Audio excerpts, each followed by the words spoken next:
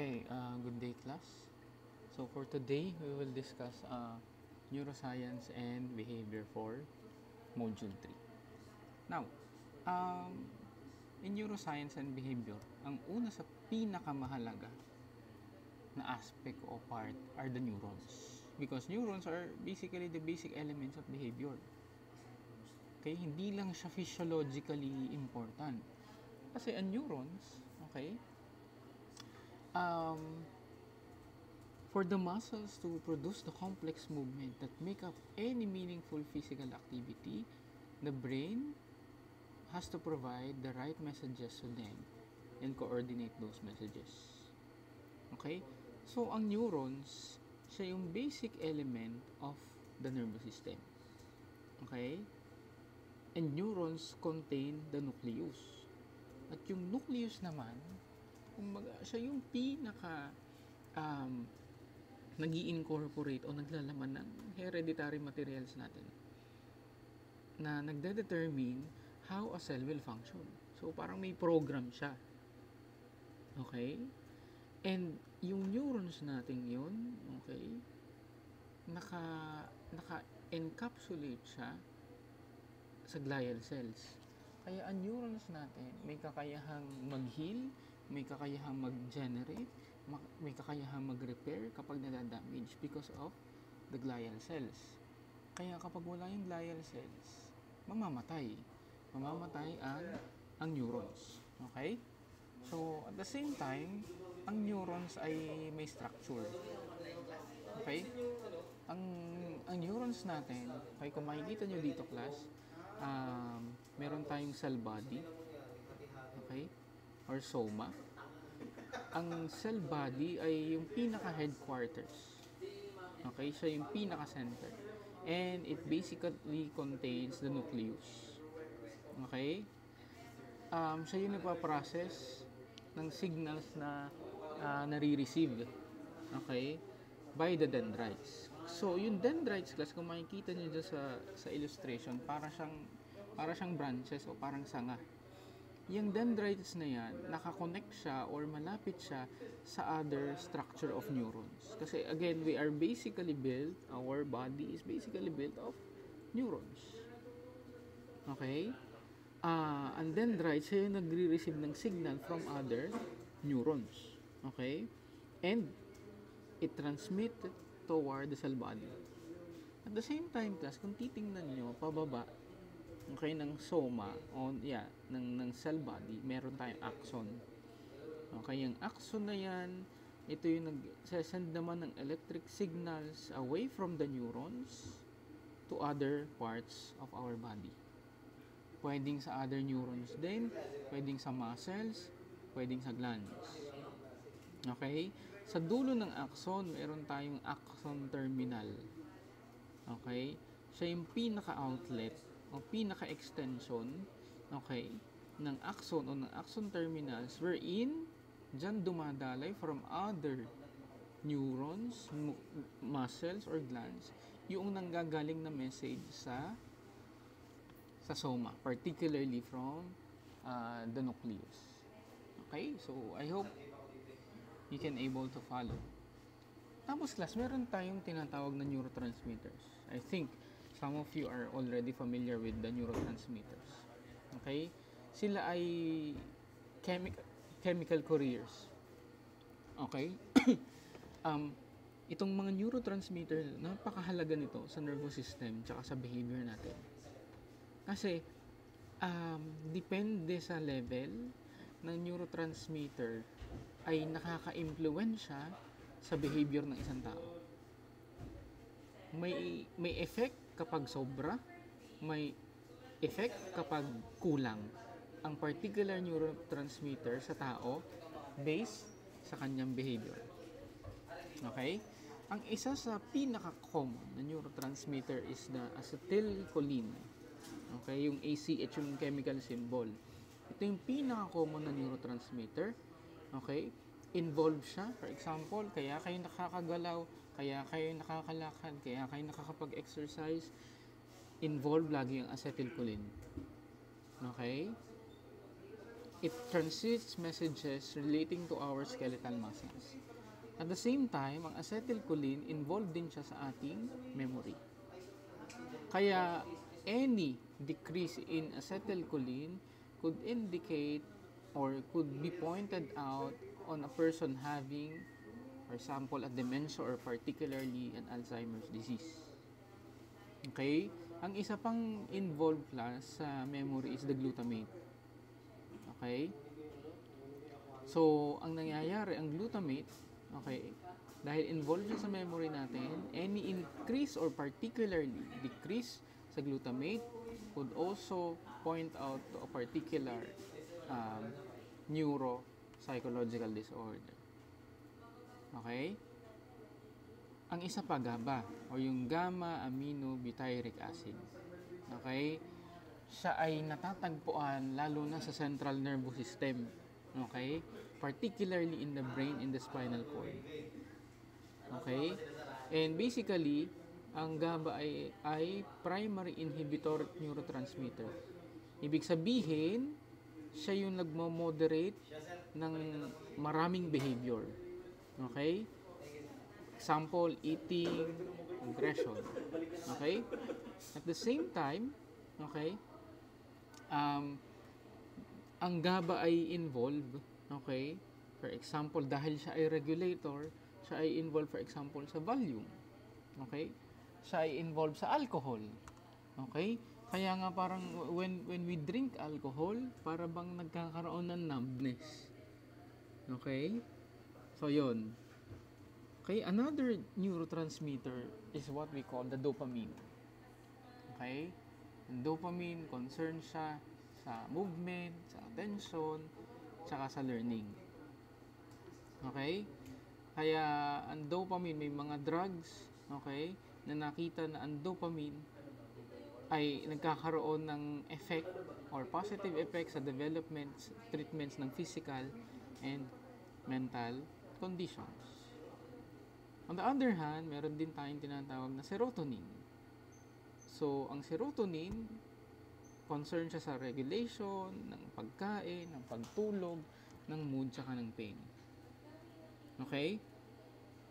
Kaya sa serotonin, kung may sobra, may labis, pwede siyang natin ma-point out, for example, sa alcoholism. Okay? So, may problema sa serotonin level sa alcoholism, sa depression, sa suicide, sa impulsivity, tsaka sa aggression. And at the same time, hindi lang naman negative, also with coping with stress. Okay? Ang isa naman, endorphins. Ang endorphins, para siyang pampakalma. Okay? Kaya ang endorphins, makikita nyo, very common or ina-activate niya ng morphine. Ang klaseng morphine, yan yung kung nakakapanood kayo ng war movies, kunyari may sundalo na injure, okay, sinasaksakan ng medic ng morphine. Okay? Para hindi siya ang morphine class, hindi siya parang pangpamanhid. Okay? Ang morphine parang more on pampakalma siya. Okay? And it elevates the mood. Kaya class, kung natatandaan nyo, minsan for people having depressive symptoms or quote-unquote feeling depressed, okay, ang nangyayari dito, ang pwedeng isuggest natin is they try to walk, they try to run. Kasi ang nangyayari, nagre-release ng body natin yung cortisol, which is the stress hormones, and nagkikick in ang endorphins. Kaya class, makikita nyo din yung mga runners, yung mga joggers. Okay? Ang mga yan, magtataka kayo, bakit sila nag-e-enjoy na tumakbo? For example, 21 kilometers, 16 kilometers, o even 5 kilometers. Yung 5 kilometers nga, di ba nakakapagod na? Okay?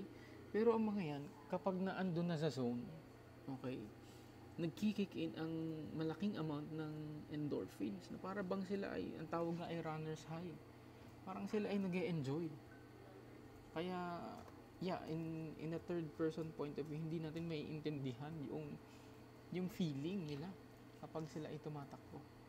And it is because of the endorphins. Okay, just to give you an illustration class yan, tingnan nyo. Sa dopamine, increase could lead to schizophrenia. Decrease to Parkinson's, disease tremors, particularly the muscle, diba? And memory. Ang acetylcholine, dahil involved din siya sa memory, decrease in acetylcholine could be point out in the Alzheimer's. Norepinephrine, isa pa yung neurotransmitter na hindi natin na-discuss. Mataas, manic episode, mababa, depressive episode. Very common to or involved ang norepinephrine sa bipolar disorder. Okay? Ang GABA, mababa, anxiety. Serotonin, another neurotransmitter, mababa, depression, mataas, manic episode. Parang sa norepinephrine. Okay? So, punta naman tayo sa nervous system. Okay? And yung endocrine system. So, class, tandaan nyo, ang central nervous system, tandaan yung picture sa central nervous system is our brain and our spinal cord. Ang mga yan, milyon-milyong neurons ang kinocontain or compose. So, kung makikita nyo, connected ang spinal cord natin sa brain kasi kung makikita nyo, ang spinal cord natin mula ulo hanggang kumbaga doon sa lower body natin. Okay? Kasi yan ang isa sa mga major transmission ng message from our brain to the rest of our body. Okay? Kaya class, meron tayong tinatawag na reflex, dalawa, sensory at motor. Ang sensory reflex, ang transmission ng information from the body to the central nervous system. Okay? So, for example, humawak ka, hindi mo alam na yung takore ay mainit. Okay? Tapos ay idinampi mo ang kamay mo. Okay? Automatic, hindi mo kailangan pag-isipan na tatanggalin ko ba ang kamay ko o hindi. Automatic, tatanggalin mo yung kamay mo kasi mainit. The sensation of touching yung takoring mainit automatically sends the signal, okay, to the brain na the surface is hot. Okay, reflex siya, sensory. Ang isa namang reflex, motor or efferent. Baliktad naman yung direction ng transmission from the brain to the body. Okay? Or to the muscle or to the glands. Tandaan nyo yun na. Kaya nga, pag nakita mo na kunyari yung takore umuusok o kaya sumisingaw yung steam, di ba? Automatic na nakita mo siya, ang sinasabi ng brain natin, wag mong hawakan kasi mainit siya. Okay, so that is reflex. Again, pag reflex, na-discuss natin sa last meeting, involuntary siya. Movements.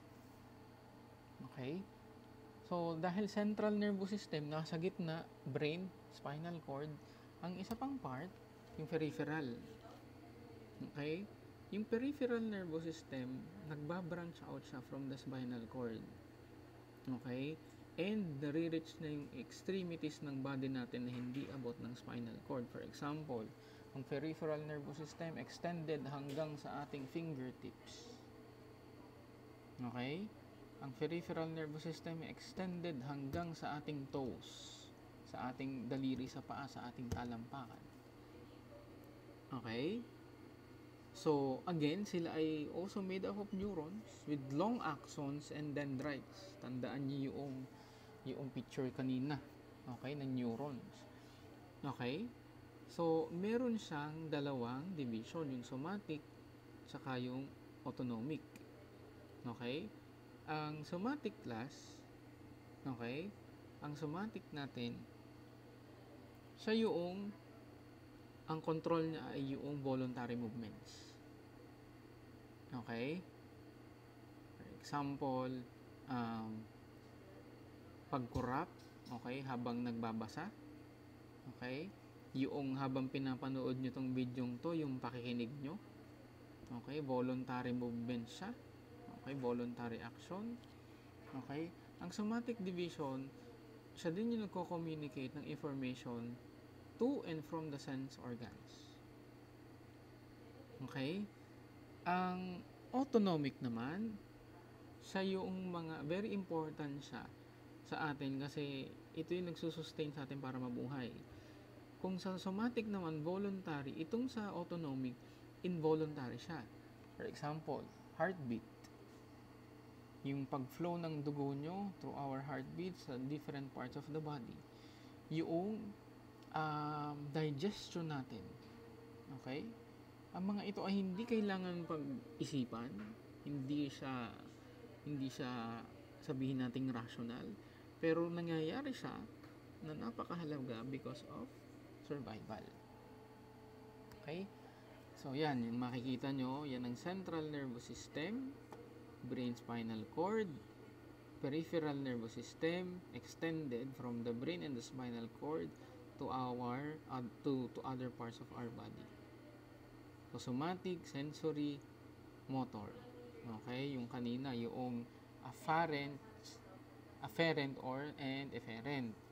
Autonomic, sympathetic, saka parasympathetic. O, punta tayo doon. Okay?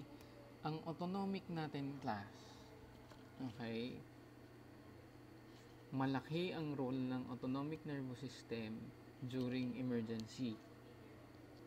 Okay? Nagkakaroon ng physiological changes sa body kapag exposed tayo sa isang stimulus na para bang yung stimulus ay nag-i-induce ng danger.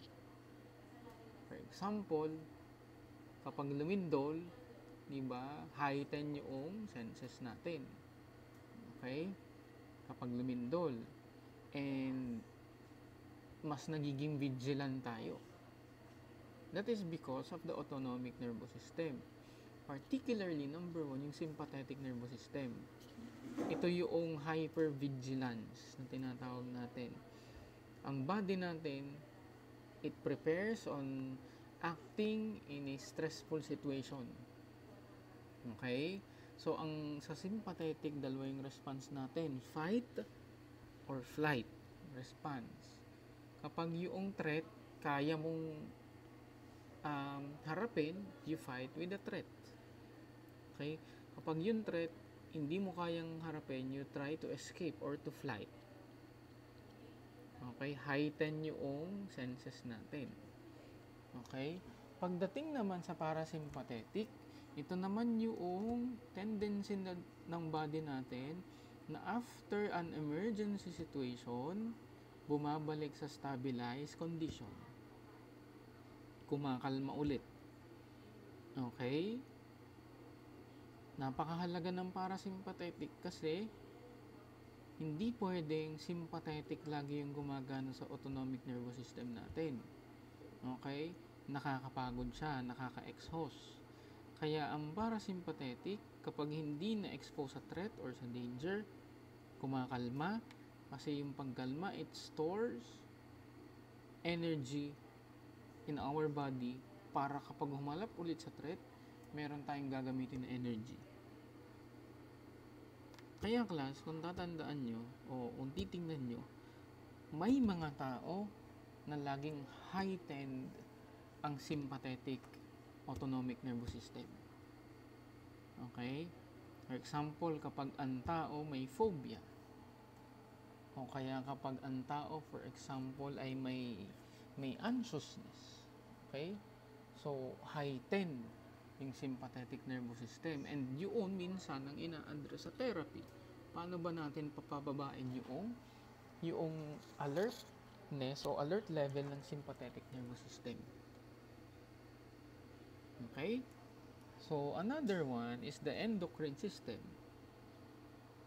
Yung endocrine naman, siya ay communication network din na sinesend, okay, sa body via the bloodstream. Kaya ang sinisecrete ng endocrine system is the hormones. Okay? from the nervous system, okay, siya yung nagpo-produce ng hormones. Okay?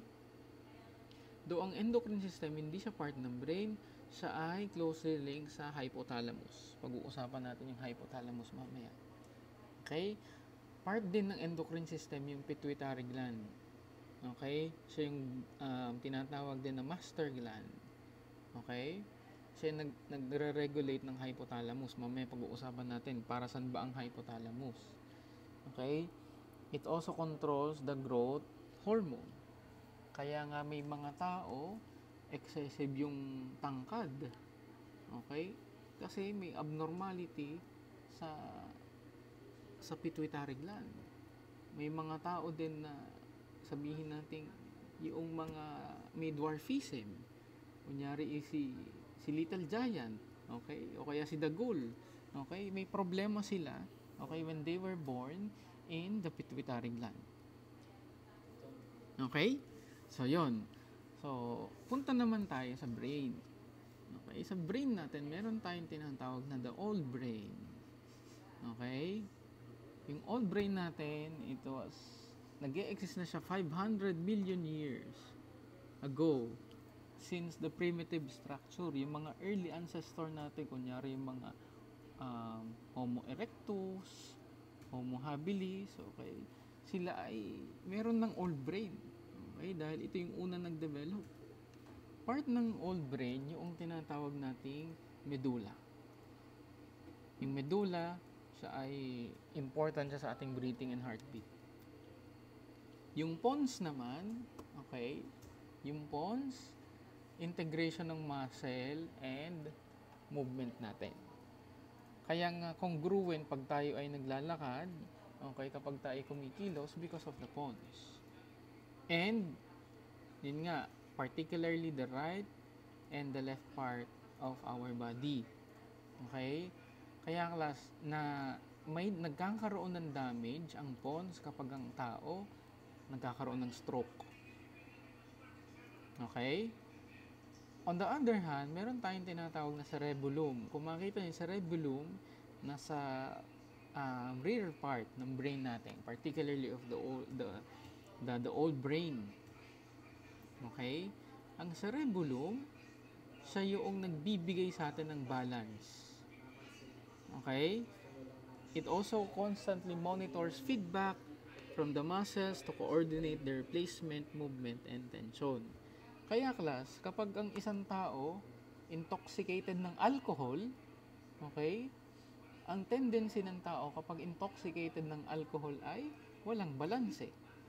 Okay? Pasuray-suray maglakad. Okay? Kapag intoxicated ng alcohol. Okay? Kasi ang naapektuhan niya yung cerebellum. Okay? Ngayon naman, okay, the central one or the old brain pa din, meron tayong tinatawag din na reticular formation. Okay? Siya ay crucial for regulation ng arousal and consciousness. Okay? Ito yung nagbibigay sa atin ng ability to stay awake and to be attentive. Okay? Ang thalamus naman, relay station siya. Central hub. Kaya lahat ng senses natin, kunyari, nagkaroon ng sensory activity from our sense of sight, sense of smell, bago yan pumunta sa particular brain parts, dadaan lahat yan sa relay station. Again, yung relay station na yun, okay, ay yung tinatawag natin na thalamus. Okay? Thalamus also plays a role in motor control, consciousness, and sleep. Remember class, okay, na another thing, okay, is that we also have the hypothalamus. Siya yung nagme-maintain ng homeostasis. Ito yung stable mental state natin or internal state. Okay? Control din ng hypothalamus yung body temperature, yung hunger, yung thirst, yung sleep, and emotional response. Okay? So, yan. Makikita nyo, oh. Yan yung mga other parts of the brain. Okay? So, yan. So, you can just view it, okay? Nasa module na din yan, okay, mag-alala. Punta naman tayo doon sa cerebral cortex. It is the gray matter, okay? And ito yung mahalaga sa advanced functioning ng brain natin. Okay? Ano yung function? For example, conscious thought and reasoning, memory, learning, language, sensory processing, motor control, and emotion and personality. Okay? Ang cerebral cortex natin ay composed of these important parts. Ang frontal lobe, okay? Ito yung the executive lobe. Okay? Ito yung nagko-control ng lahat ng rational functioning natin. Planning, decision making, problem solving, and personality. Okay? Kinokontrol, dahil siya ay yung rational part ng brain natin, kinokontrol din yung voluntary or aware movements. Ang parietal naman, situated siya sa top of brain natin. Okay? Lahat ng sensory information involved siya, okay, particularly from the body, touch, temperature, and pain. Lahat ng sense of touch. Okay, crucial din siya sa spatial awareness and navigation. Ang temporal lobe naman natin, nasa side ng head natin, okay, very important siya sa language comprehension o yung Wernicke's area and memory information. Okay? At the same time, yung occipital lobe, concerned siya sa visual informations. Kaya nga, occipital, ocular, means the eyes or the sense of sight. Okay, siya yung nagpa-process ng mga images na nakikita natin through our eyes. Okay, or through our sensory experiences. Okay? Ang isa naman, yung hemisphere ng brain. Okay? So, magtataka kayo, ano ba ako? Pag ba creative, pag ba rational, ano ba yung sabihin natin in a sense, dominant part of the brain? Diba? Meron kasing mga myth na nagsasabi, dominant daw yung left brain niya, dominant daw yung right brain niya, or right hemisphere or left hemisphere. Okay? Yung cerebrum particularly, okay, ang composed siya ng left and right hemisphere. Particularly, the cerebrum is the largest part of our brain. Okay? Yung dominance class, in a sense, totoo siya, pero in general, yung left hemisphere ng brain natin tsaka yung right hemisphere, nagfa-function sila pareho. Hindi pwedeng isa lang yung nagfa-function. Okay? And ang tawag natin doon, lateralization. Okay? Lateralization. Okay? So, pag sinawag natin yung left hemisphere, pag left hemisphere class, ang daan nyo, left hemisphere ng brain, ang control niya, right side ng body natin. So, it controls the language, the logical, the critical thinking of a person, and detail-oriented yung atake niya sa mga perception niya ng mga bagay-bagay. Okay? On the other hand, yung right hemisphere of the brain controls the left part of our body. Siya naman yung sa creativity, intuition, spatial awareness, yung bigger picture. Kumbaga dito, the left hemisphere is the scientist part of our brain. The right hemisphere is the artist part of our brain.